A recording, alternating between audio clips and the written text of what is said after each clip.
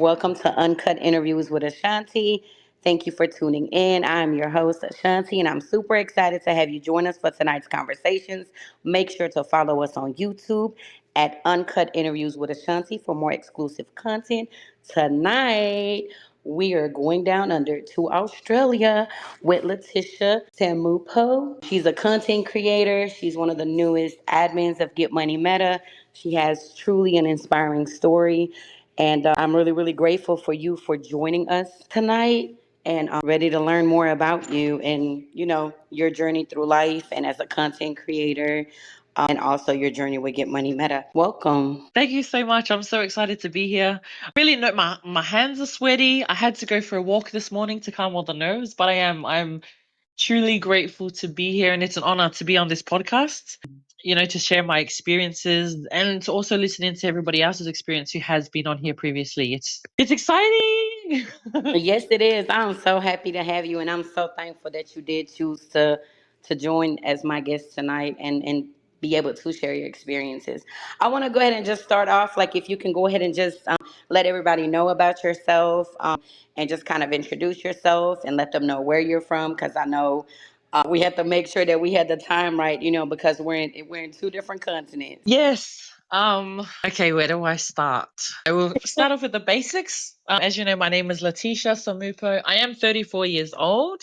I am a single mother to three beautiful children. I have a daughter who's 15, a son who's 14, and a daughter who's 6 years old. I live in Australia in southeast Melbourne. I have been in Australia for 24 years. So I came over from New Zealand when I was 10 years old. And I tell everyone Australia is my home because I don't really know much about New Zealand. I am of Pacific Island descent. So I'm half Niuean, half Samoan. And I am new to the content creation world, very, very new.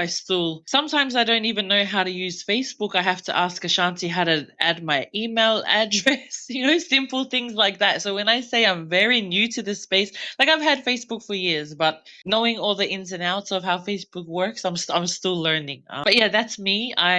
Were you gonna say something else? Oh, sorry. There we go. Could you hear me? Like blank. If you are speaking, I'm not able. I can just hear you. You're cutting out. I am cutting out. Can y'all hear me? Says that they can hear me. It must be me. Okay. Well, I just want to go ahead and start off and just ask you a little bit about your life. Like, how is living in Australia been for you, and just kind of speak about your experiences and also like how you got into wanting to learn more about being a content creator. Oh, okay, sure. So when I was 10 years old, we had moved over to Australia for a better life, as the Kiwis do. They say it's better living and more opportunities in the land down under. So we did come over for that reason. As a child, I did grow up and experience domestic violence between my parents, and that was a massive struggle for me and my siblings and my mother as well. And, as sad as it is to us, that was normal. That's what we depicted, that's what happened, and that's just how life was. Didn't know any better until I was an adult. But looking back now, it doesn't matter where you are. If you've got problems like my parents did, they're forever going to be there unless you resolve them. So my mum has been a single mother for 16 years now, and I'm very, very grateful that she finally had the courage to see her self-worth and become the woman that she is today. So when we did move over, she had no family here. All her family was still in New Zealand, and it was just us. And that's a struggle on its own, especially for my mother being in the position that she was. We really had no one. I went to primary school here, and it was very different.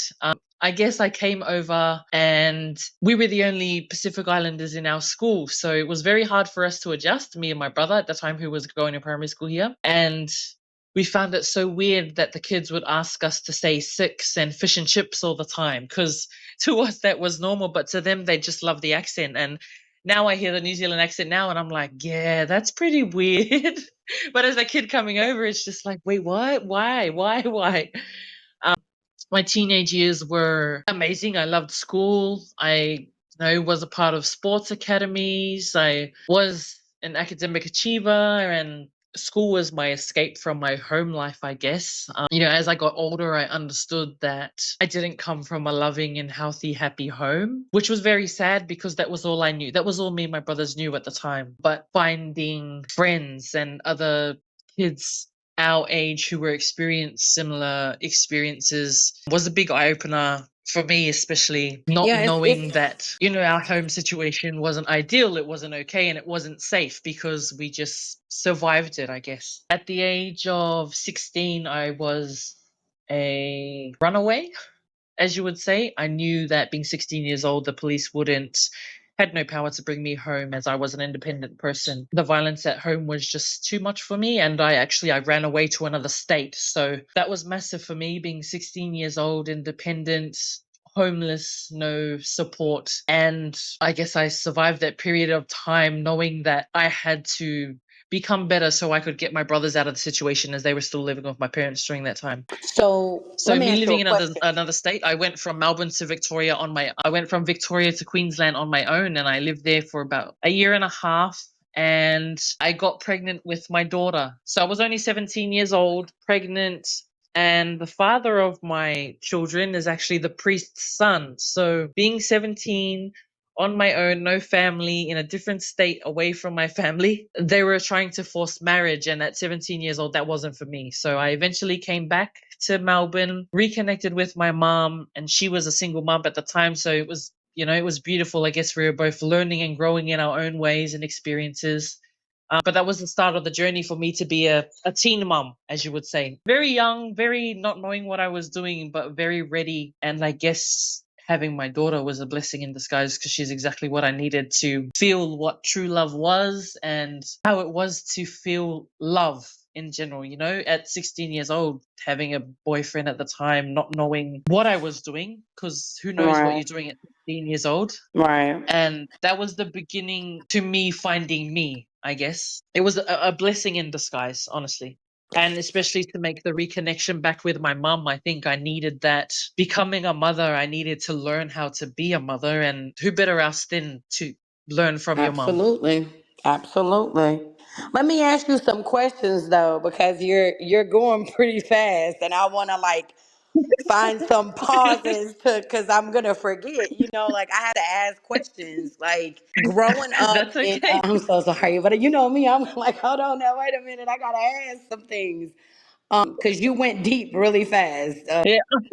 When you it's okay. When you saw that domestic violence, and it became normalized because I mean, apparently, like you're a child, you're growing with that. Was that the reason why you ran away? Like it just got too much to where you're like, okay, I got to get out of here. Like I cannot continue going through that or watching that, or in some way feeling helpless to it. It was the reason. So, knowing I didn't know any better, being so young, it was going to high school and getting pulled into the well-being office and being asked questions about why we had bruises and how come you're late to school or why did you miss school, and all of these questions came about.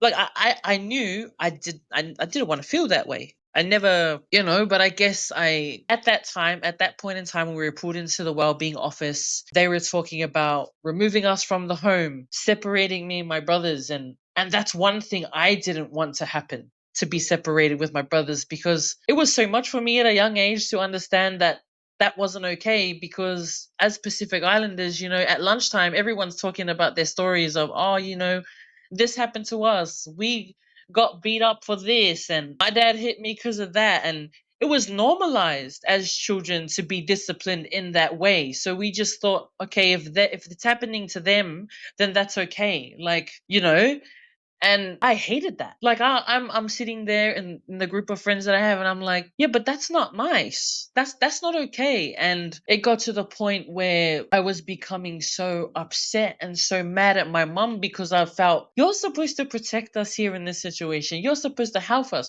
As a child, in that time, I never saw that she was stuck and she was a victim too. Like now as an adult, I fully understand and can respect her for being as strong as she was. But running away was the only way I could get out. it was getting too much for me, and my biggest regret is leaving my brothers behind. But I knew I couldn't take them. I couldn't take them at that time. Right, So right. And I just for know. me, I had to get out. I wasn't doing okay. My grades started slipping.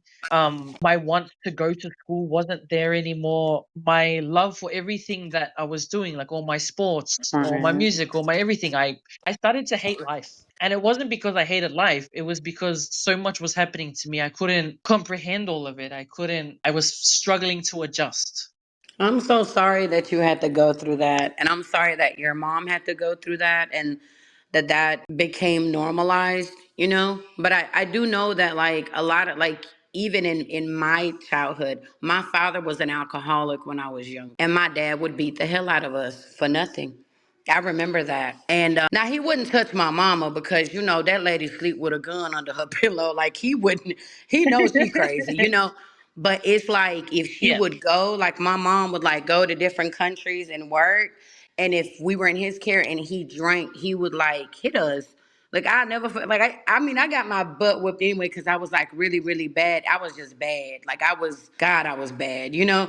But it was like when that would happen, it just got to the point. And I remember when she came home, I said, "You leave me again, and I'm gonna create hell." And I was 6, like you know. And my dad stopped drinking because she like gave him that ultimatum, like you're gonna have to pick a struggle. You know what I'm saying? You can't do that. Yeah. But I Yeah. can't imagine like, you know, what you went through to watch, you know what I'm saying? To like go through that. So at 16 years old running away, I can't even say that I'm mad at you for going through that, you know? Because I would leave too. What other option do you have? Like, cause that's breaking your heart and it's also doing something to you because you're having to internalize those emotions as a teenager when you're already being a teenager, you know? That comes with its own emotions. So I just want to say that I'm really sorry that you had to experience that because I know that couldn't have been easy at all for you. It was. It was a time that, I still heal from the things that happened to me at that time now. And I know I've got a lot to unpack, but I feel now as an adult, I not give reason or excuse, but I try to find and understand a reason why he behaved like that. Why my mom. As I'm getting older, I see, they didn't know any better. And I forgive them as much as I still carry the pain that I have from that experience in my life. Those were, as a teenager, they should be your best memories. They should be your best years because, you're learning, you're growing, you're learning new things, you're learning about new things, love, friendships, what's real, what's not real, what's worthy of your time, what's not worthy of your time. Right, right. And I feel I had to grow up too fast, and I look at it as fuel for me to do better as a parent for my kids. Because my kids are, Absolutely. they're nearing 16 years old, and I love that they are still young. They don't have to worry about where their next food is coming from. I got them. And I just feel like my that life experience as a teenager gave me the motivation to be a better mom for them. Absolutely. I love that. I love that you take the pain and you turned it to purpose. And, you know, we have to forgive. I mean, I forgave my dad, you know, like, cause I can't, I mean, I love that man, you know, like that was my person. It's just when he would drink alcohol, that's how he would act, you know, but we got to forgive, you know, and it's just what Kim said. She said, you have to forgive even if it's just for yourself, you know, even if they don't deserve it, it's essential to heal and grow. That's very true, you know, just to Yeah. be able to move forward. So you run away and you get pregnant. How I was run that for away. you and how was it coming back and connecting with your mom when that happened? Like how was that with Wow. your mom? During that time, a whole lot happened for me again because I was homeless at the time. I worked, which was great, but I was on minimum wage, maybe $12 an hour, and it was okay because I worked in a deli and I got to eat. So that's all that I cared about. I lived in youth houses at the time, and sometimes they're not all that great. I was just grateful that I made a connection with one of the workers and she helped me out a lot, learning about where to get free sanitary products, where to get free clothes, where to get my next free meal if I didn't have enough money to live. And that was a blessing in itself. She actually took me to a church up there, and a whole new world experience happened for me. I fell into the arms of loving people who, just checked in on me just because. Then there was no reason, there was no, they're gonna get anything from me. And as a teenager, going through all of that, living on the street, I felt like they want something from me. That's why they're helping me. That was my mentality, and I thought everyone was like that. But during that Right. time, I found out my dad wasn't my biological dad, Oh and wow. so Oh wow. I was I was breaking. I was breaking beyond breaking, and at 16, 17 years old, I started drinking. Yeah. I rang when I first found out that he wasn't my dad. I rang my grandma because she's not gonna lie to me. I Right. rang her at 3 a.m. in the morning. Is this true? Crying. I'm telling her I'm drunk and I got work in 4 hours and da da da da da. At that age, that's when I started to hate everyone over again. Like I felt like I was healing, within the church, and then finding that out, I was mad. I was so mad. Like I had all these thoughts going through my head. One, you weren't even my dad anyway, and you did that to me and my family. Two, why did no one tell me? Like that's what I felt. How come everyone lied to me? And then three, I was on a mission to find this man, to find my biological dad, because I was mad at him too, because he could have looked after me. Like at that age, so much was going on. So I found that out 2 weeks later, highly intoxicated. I went to the doctors because I wasn't eating right. Bam, the doctor's like, have you done a pregnancy test? I'm like, no, I don't need to do one. I did a pregnancy test and found out I was pregnant. On that day, I cried. I went to work and I just cried. I was very, in all honesty, I felt lost. Like my initial feelings being a 17-year-old, no family, I was mad at everyone, didn't want to be with anyone, and it was very heavy. All my emotions were heavy because as mad as I was at my mom, I just wanted her in that moment. I was at the doctor's by myself, 17 years old, counting coins to pay for the appointment because I didn't have a healthcare card or a Medicare card at the time, so I had to pay. And I felt like I was at the bottom of the bottom. But that day, like I said, I cried, went to work, I cried. I went to sleep, and I woke up the next day and I just felt better. I had a different mindset. I had a different way of thinking. Like this happened for a reason. This baby is for me to love and look after and to give everything that I never had. Right. Right. My The father of my babies at the time, his family was very supportive, very excited about the baby coming because she's the first grandchild, and it was just a whole different feeling. But him, because he was the priest's son, they wanted us to get married. They wanted us to do all these things. And 17 years old, I didn't want to be married. I looked at my parents' marriage and I was like, that's not for me.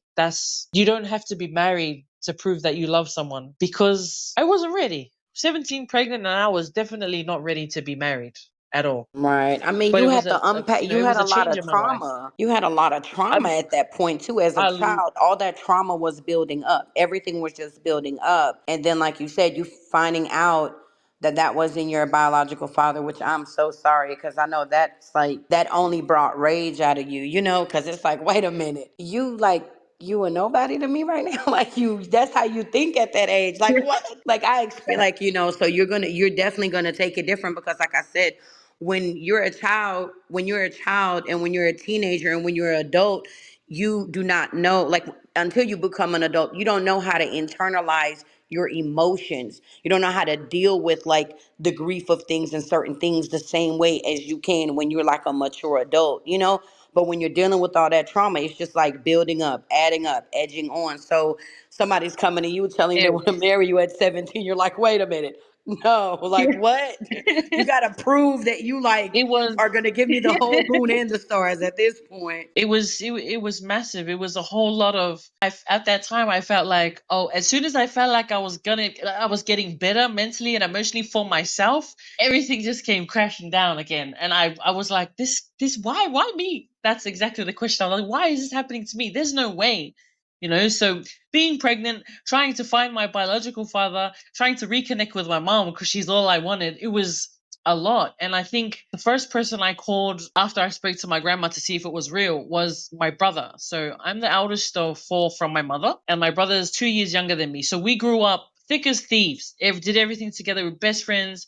The first person I rang after I confirmed with my grandmother was him. And I remember just crying on the phone And he's like, "Why are you calling? Are you okay?" Like, he had to go to school. So I'm just like, I'm trying to tell him, we don't have the same dad, but you're my brother. And I'm full crying.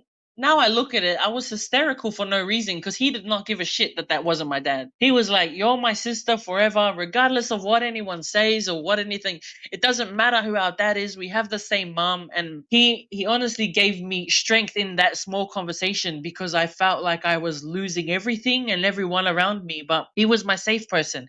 And he was only young, 2 years younger than I was at that time. He was 14 turning 15. He was still young. So he, had to, and he said to me, "You don't have to tell anyone else. It doesn't matter. Like, it's not important right now. It doesn't make you less of my sibling. It doesn't make you not my sister." And I really needed to hear that because I felt so alone. I honestly felt so alone. I can definitely understand that. I know that entire everything that you've spoken up until now, like that's deep. That's like very deep stuff and very traumatic, and still trying to find grace in it.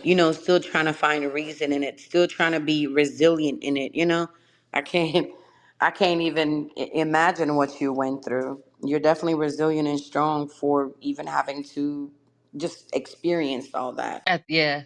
Thank you, Ashanti. At the time, I didn't think I was gonna make it, but I made it, and I'm here. So Yes, you are. God is good. I'm so grateful that you did make it and that you're still making it. We're all a work in progress. Don't ever forget that. Like God will never take his hands off you. So I just feel like we're work in progress. He's gonna keep working on us and leveling us up. And sometimes, like I tell people, like when you have kids, just think, you have to think about like what kids are gonna be exposed to. And when you look at the back in the day, like mentality, how things were, man, it was a lot that went on that people didn't even know was going on in people's houses. Things were being swept under the rug. It was just a lot that went on when people were young.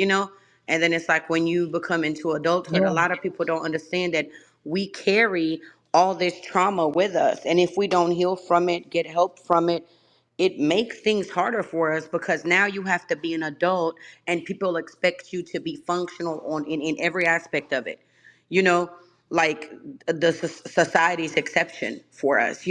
So it is like it's not that easy when you had a traumatized upbringing.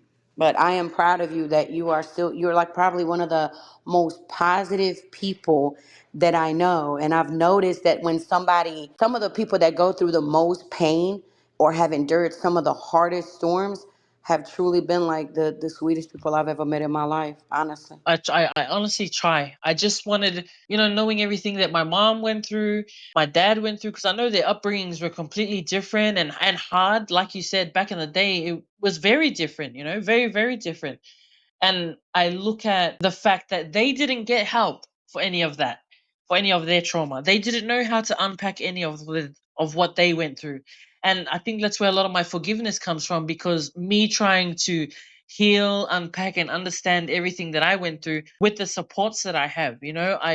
It's so typical for Pacific Islanders to push aside mental health, therapists, all of that, because we don't believe. We grew up like you just have to get over it. They had that mentality of, "Oh, you'll be all right, you'll get over it." But Yes. Oh as my God. becoming Yes. an That was adult, the hold that. mentality. I'm like, what? This is not normal. What? Yeah, and I want to break that cycle, especially for my people. Like they struggle with their mental health, and they don't understand how to get help or where to get help. And I'm forever advocating for everyone to, because here in Australia you can see a psychologist, you get 10 free sessions.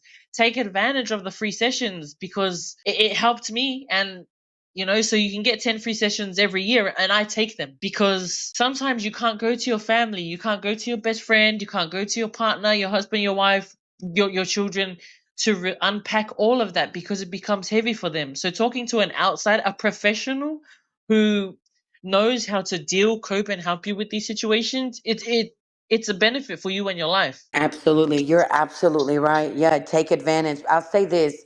When my father passed, it was a very dark time for me. And I just detached myself from everything and everyone. And it was difficult for me to talk to people because it was like just another day for them. And I'm like, how are y'all Yeah. acting functional? Like, this is not normal, you know? And I don't handle death well. I just don't. I just, and I went to therapy. I had to go to grief counseling for it. And everyone's like, you're going to a shrink? Like, what's wrong with you? I said, no, what's wrong with y'all? Y'all not going to judge me for that. And it helped me. Like, it really, really helped me. Like, I understood it to, like, I needed that, like I needed that for me. It didn't have anything to do with anybody else. And it was the best money spent. I'll say that because I was able to talk to somebody that did not know me, like nothing, and I was able to just like vent and speak on it. And they made me understand other people. And one of the things that will always Yeah. stay with me is that she told me this. She said, when somebody has not gone through something, especially like the heaviness of death, and it maybe wasn't something that was normal to you, she said that people don't know what to say. She was like, so don't hold them accountable, like because Yes. they don't And know that's what to so say. good. Right. So I had to learn that, like, and so it taught me to not be upset at people because maybe they just didn't know how to be there for me, So it is imperative to go talk to somebody that can walk you through things that you are not comfortable with, or like you said, you don't want to unpack that on other people, when you can actually go to somebody that's trained in it and they understand it and they know how to directly help you. Yes, that's it. I'm so proud of you for going because Thank it's, you. I'm proud of you there's too. it's so good. We often, don't look for help because one, we don't know how, or we don't want to, or we were taught, like I said, they're like, oh, you're gonna be okay, you're gonna get over it. That doesn't work. That's not healthy for anyone. So going to see a therapist, a psychologist, a counselor, anyone, I rate it. You need to go, especially if you're holding on to trauma from when you were a child. It's, I admit it does unpack everything and it does get heavy, but after every time I walk out of my session, I just feel so light. I feel so, I just feel at ease with everything that we spoke about, and you're not carrying it anymore. And I think that's what a lot of us as adults, we carry so much, especially being a single mom. Shout out to all the single moms because you have to not only hold all your own trauma, everything that's going on with your kids, everything that's happening with the house, everything financially, and it does get heavy. It gets so heavy, and we never take time for ourselves. And I've made that a mission for me this year to take time to do something for myself and pour love into myself as I do for everyone else around me. Because sometimes we forget. We're just too busy being strong. We don't have to be strong all the time. Right. It's okay not to be okay. Like it's okay not to be okay, and it's okay to look for help because I think but you said something so imperative there. I didn't want to unload that on my kids, on my friends, on anybody.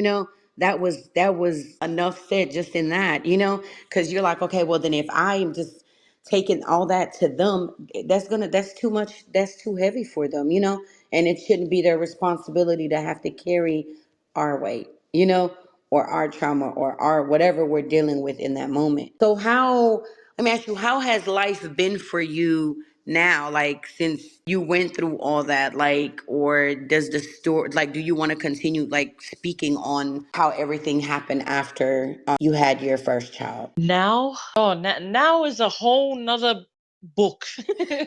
But We gonna have I like feel like I've always we just had gonna get you issues. I get feel like you a I'm deal. forever jumping over hurdles. But this year I wanted to throw in the towel. So much has happened to me with my health, with my life, with everything that's going on. But right at this point in time, right now, I feel amazing. So this year I had a hospital scare. I'm an asthmatic, and I've had asthma ever since I was pregnant with my son. He's 14 now, so I blame him for my breathing difficulties. He was a very big baby. I went, I thought I was having an asthma attack, went to the hospital, just thought I needed the nebulizer. And I'm like, okay, dropped my kids off to school, Ubered to the hospital, jumped on the nebulizer. I was like, okay, I'll be here 4 hours. I'll get out of here in time to pick the kids up from school. It'll be fine. I'm there for 2 hours. I'm like, okay, 2 hours, I can go pick up the kids. They're like, no, no, no, no, you need to stay here. And we're not worried about your lungs, we're worried about your heart. So this was maybe in May. And I'm sitting in the hospital because I hadn't told anyone I was there. I just thought, okay, my asthma's playing up a little bit. It'll be fine. I'm going to be out to pick up the kids, and, no one needs to know I'm here. When they said, your heart is not doing okay, all of this, I started to freak out. I'm like, and the first thing I thought about was, well, who's going to pick up my kids? I wasn't even worrying that they're worried about my heart. I did not care about myself at this point in time. And at that moment, I was like, I really need to look after myself because like I was admitted. Put into the ward, and that was a big eye opener for me because they couldn't understand if my heart was struggling because of my breathing or if my breathing was struggling because of my heart. In the ward, everyone in that ward was 80 plus. And I'm sitting in the 4-bedder room looking at all these people like, well, I'm not supposed to be here. I shouldn't be in this room. These people, these elderly have heart conditions. Yeah, they're elderly, but I'm only 33 years old at the time, and mentally I started to get worried. By this time, I've organized for someone to pick up my kids. It's 6 p.m. My mom gets off work and she messages me, "Hey, where are you?" 'Cause I still haven't told her that I'm in the hospital. I'm like, "Oh, I'm in the hospital and I'm in the ward." She's freaking out, and it makes me freak out. And at that point in time, I'm just like, "This is not okay." Like, Latisha, what are you doing here in this hospital? This is not okay. So they had my heart monitored for 6 hours, and my resting heart rate, they were just worried because my resting heart rate was sitting at 51, which is, it's too low. I didn't understand any of this. They were like, you have to take this steroid, you have to take this. And at the point in time, I did not care. I didn't care. I was just like, okay, give me all of these things. I just want to go home because I need to go home to my kids. That was one big health Wow. scare. A week Imagine. Wow. I get out of hospital, I'm on medication, which is fine. I'm scheduled to see the lung specialist, the asthma specialist, and the heart specialist. And because it's public system, they said it could take up to, 6 to 12 weeks, which is fine for me. I don't mind waiting. I just was happy to be out of the hospital. Not long after that, I go for an eye appointment. I've had keratoconus since I was 12 years old. So that is a deformation of the cornea of the eye. It bulges and thins out and it distorts your vision. So you need to have an operation, a cornea graft, where they take your cornea off and put someone else's cornea on your eye. Or you can wear contact lenses, the hard kind, and glasses on top of that. So I went for a checkup as I normally do, and they've told me that I have corneal neovascularization in both my eyes, and what that is it's the growth of blood vessels into the cornea. So because I have the growth of blood vessels into my cornea, it's going to distort my vision even more. That's ruled me out to have the operation, the cornea graft operation, for me to be able to see better. And the sad thing about this whole situation is the blood vessels started to grow into my cornea because I wear my contact lenses. So on that day, they deemed me legally blind. So I have a vision impairment, I have a walking stick, and I have visual aids, like I take magnifying glasses to the shops. I have binoculars, just a one-eye binocular, so I don't look creepy when I'm out and about with binoculars staring at people. But so all that happened within the space of a month this year, and I'm telling you, when I wanted to run away, I wanted to run away. Right. Wow. You girl, you have been we need a book. Like you've been through a lot. Just everything, all of that, all of those health issues, to me, I believe, I wasn't looking after my body when I was younger. I thought I was invincible. I was doing all of this and all of that.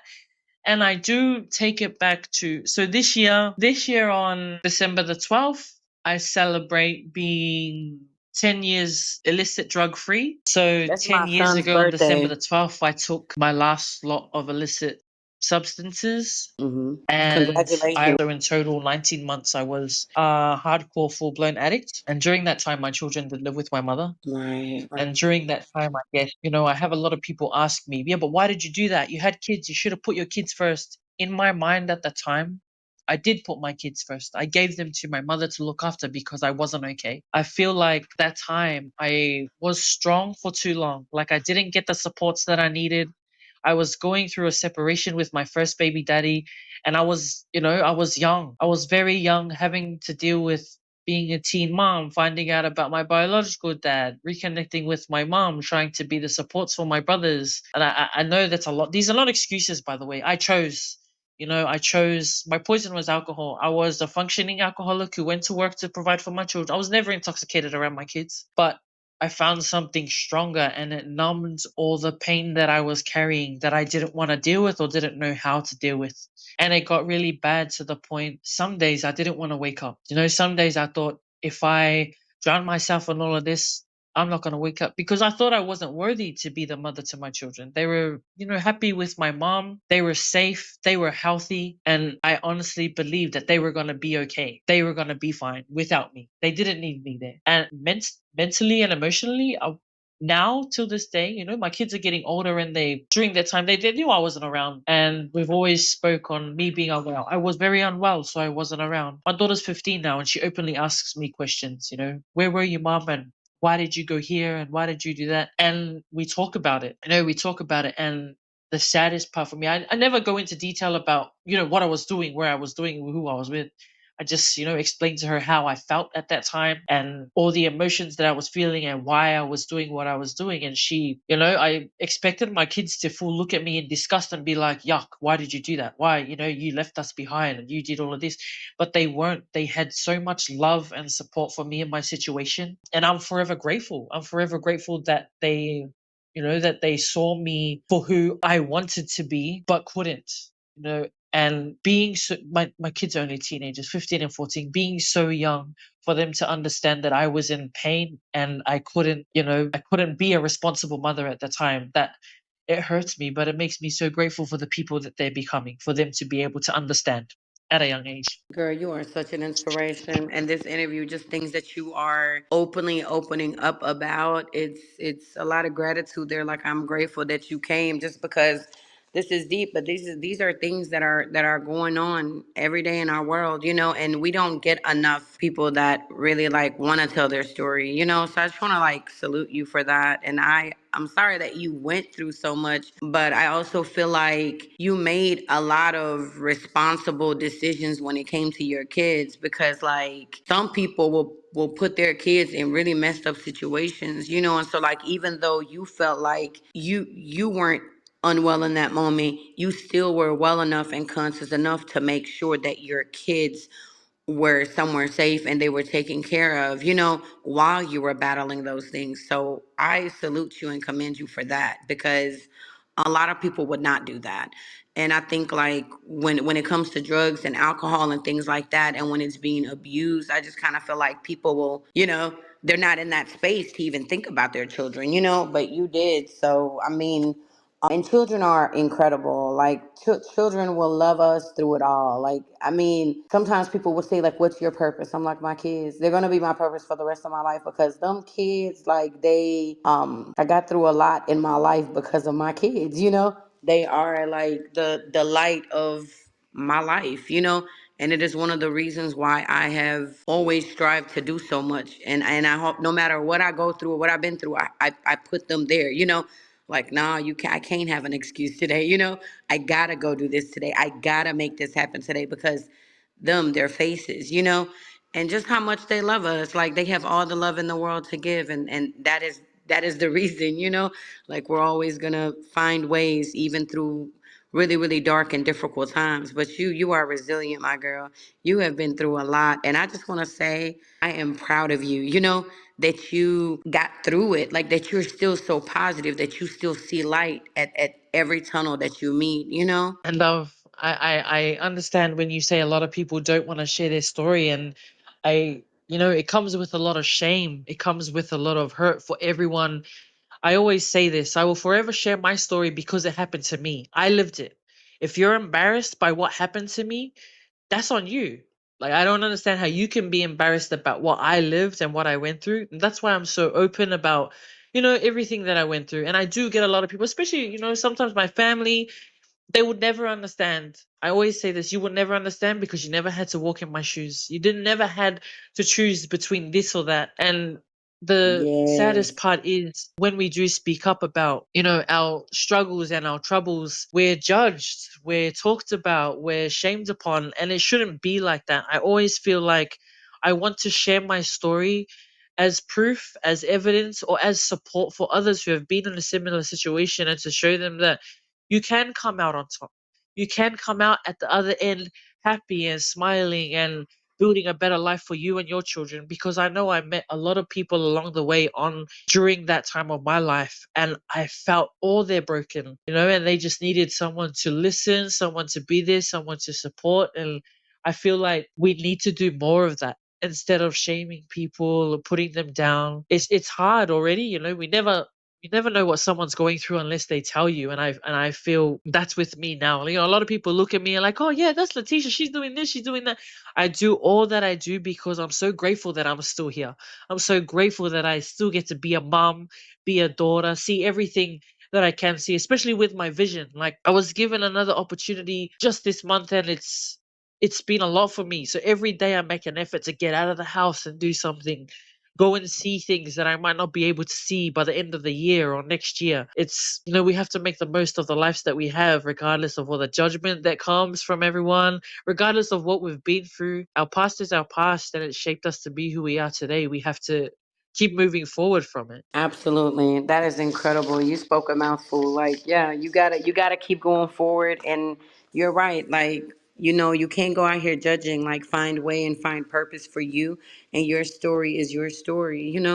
And that there is power in that story, and your story will inspire many, many people to come, because it is a lot of people that go through a lot. And like you said, there is shame in it, and people don't. We kind of live in a time now where, like, everything is glittery, but it's like people don't really understand, like, what people are really going behind closed doors, or what struggles they're dealing with. So it is imperative to have conversations like this, because you never know who you can touch, who you can inspire with it, and even you dealing with your eye diagnosis, and being told, like, hey, you be blind at this point, and to still have this joy about life, and this enthusiasm to keep going. It's just incredible. Like, continue just being a light, because you really are a light. Oh, I'm so grateful.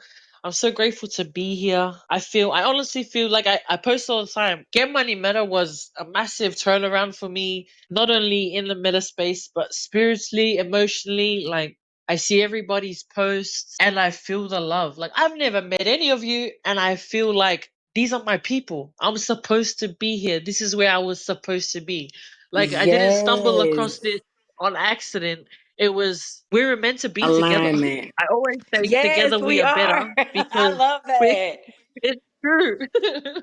But okay, so I want to ask you, like, how did you get into Get Money Meta? How was that process? Like, how did you find out about Get Money Meta, and how has being in Get Money Meta, like, helped you personally, and, like, as a content creator? So I'm only very like I said, I'm only very new to this whole content creation world. A beautiful friend of mine, Gina, who I also met through an online space, she was posting about it, and I'm like, oh, maybe I can do this.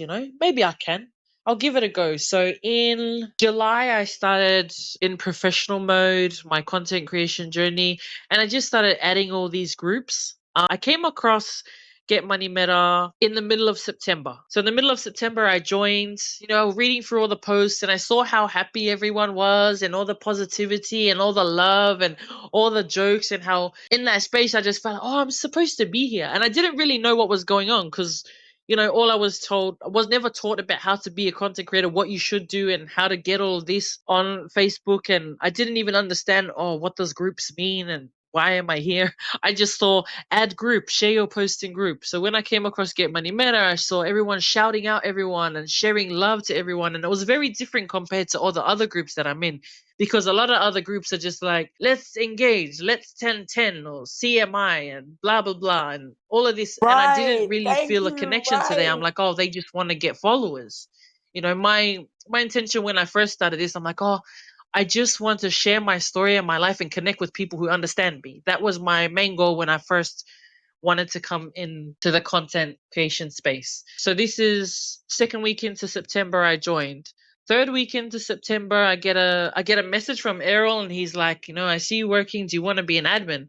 And at first I was like, oh no way, not me. Like I can't do that. No way. Because I was seeing all the admin posts and all the hype, and it was just such a vibe.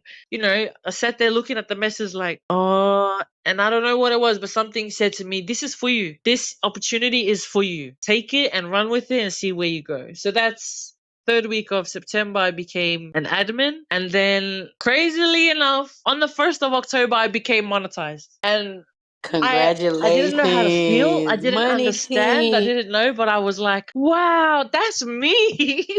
you know, I was so excited. I told everyone. I sent my family group chat. Oh my God. They had no idea what I was talking about or what I was meaning. And, obviously they don't know anything about the whole, content creation, but they know everything about Get Money Meta because I'm sharing my posts in my family chat and everything. But that whole experience, just from those short 2 weeks being here in the Get Money Meta space, I was blown away. I was seeing the movies that be produced, seeing all there's people that write books in our space, make music. All of this is like a space where everyone is doing something for themselves and for their lives. And I haven't been in a space like that in a very long time. A space where everyone wants to see everyone win, a space where everyone is just supportive of everyone else. No hate, no. In New Zealand, they call it the tall poppy syndrome, where everyone just doesn't support anyone else and puts everyone else. There's none of that. It's just all uplifting and inspiring. And you know what? It's real. When I have conversations, like I'll message. If I don't understand something, I'll message Ashanti, hey Ashanti, and like I said, I didn't even know how to change my email on Facebook. And she was just genuine and helped me. And if I was to ask anyone else, they'd be like, "What do you mean you don't know how to change your email? This is how you do it." And that energy that's not what I want. So here with Get Money Meta, it's the space where everything can happen. I honestly believe that. Yes, it is. We are so happy to have you. Like, there is literally no team in the world like Get Money Meta, and all of the many things that are available, and just to see so many people doing so many things, and then like they're offering that help. Like, hey, you want to be a travel agent, for example, and being a travel agent is not just, oh, this is something that you have to be in America for. This is like a global thing that she can offer people. So it's just different things and different opportunities that are available. You're really not gonna see that anywhere. And the level of love, I mean, you're like, oh my God, what is this? Like, what's like what? Like, y'all are here for me. It just feels like it feels really incredible and very empowering. And we are so pleased to have you, and I'm so proud of you, and congratulations on your monetization. That's what happens when you join Get Money Meta, baby. That's what happens. I'm the proof. So I want to ask you, No, it's amazing. it I is. love being in this space, and it's uplifted me so much because I had, with my whole vision and everything, I had so much planned for me this year. Like I said, my main focus this year was for me to do something for myself because I'm that person who's forever doing something for everybody else, and I'm happy to do that. I'm always out here trying to help the neighbor, my cousin, my auntie, my mom, my uncle. But then at the end of the day, I come home and I haven't done anything for myself. And I made that a mission for me to put into me and do stuff for myself, regardless of my health issues and my vision. And even reading the Get Money Meta book, wow. How, I thought, no way, there's no way I'm going to Yes. read this book and I'm going to be okay. It's so simple, it's so easy to understand, and it's so informative. The smallest things you'd never think of, it's just in there. And it's just another way to level up. Not only for That's what I love about this space. It's not only about, being monetized and being amazing on Facebook or in the meta space.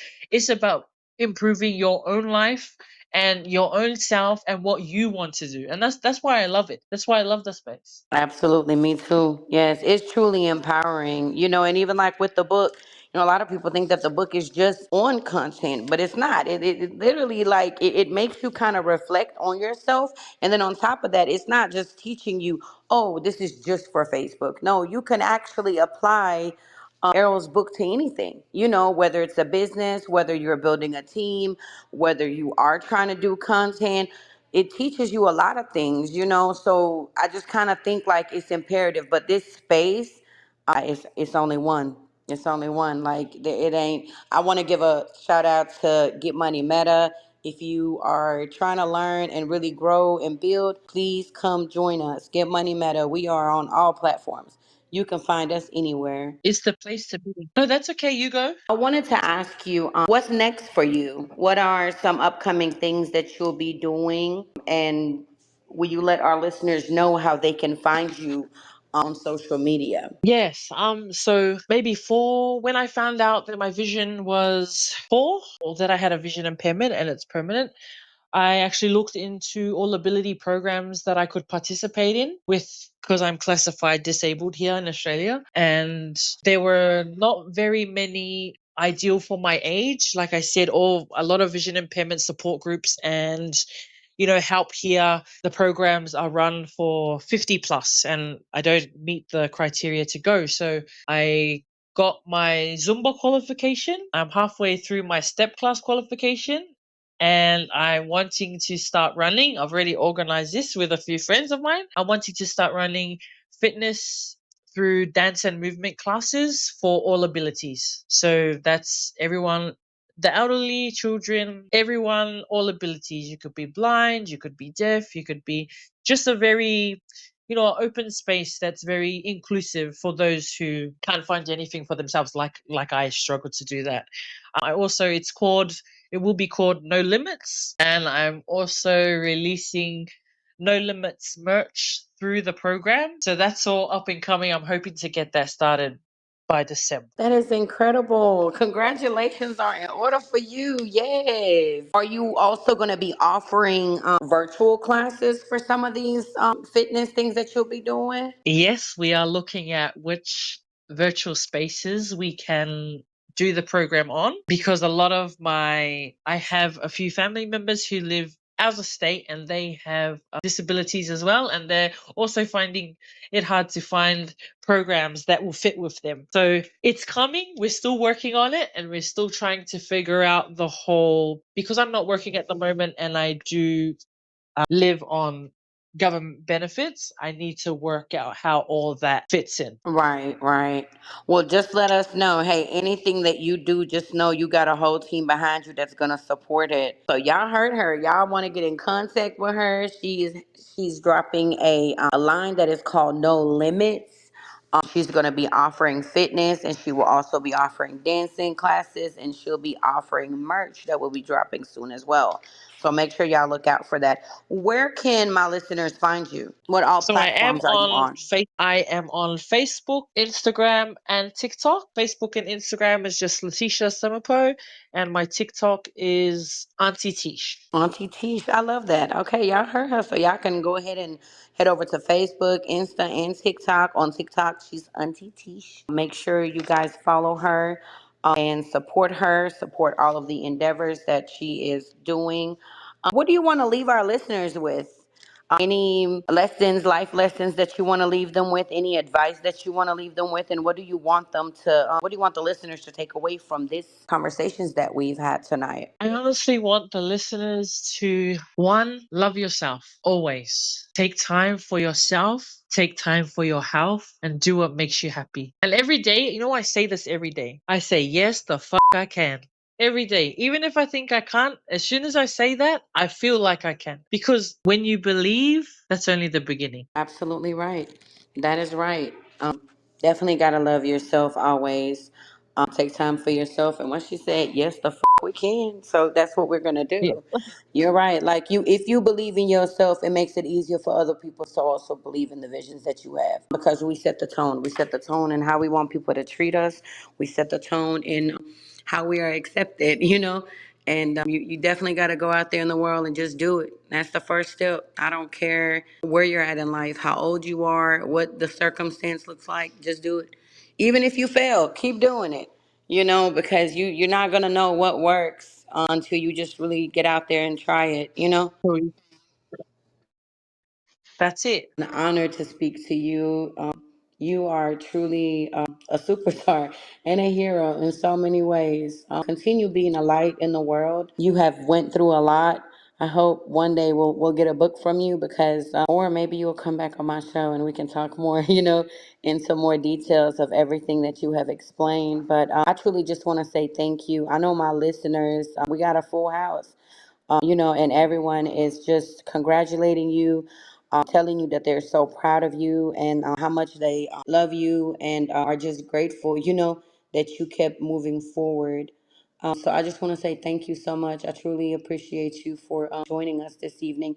And I'm just going to ask in the chat if anybody has questions that they want to ask. If there's any questions that anybody may have while we still got her with us Thank you guys. I truly appreciate y'all. Melody said, thank you for sharing your life story with us. Oh, thank you so much. No, it's Melody so, said, what you know time what, is it Ashanti, there? I'm so grateful. Oh, Oh, we are 1:09 p.m. on Thursday. 1:09 p.m. Thursday, guys. Yeah, I'm so, Ashanti, I am. I am so grateful to be here, to be amongst all these beautiful women and amazing kings we also have.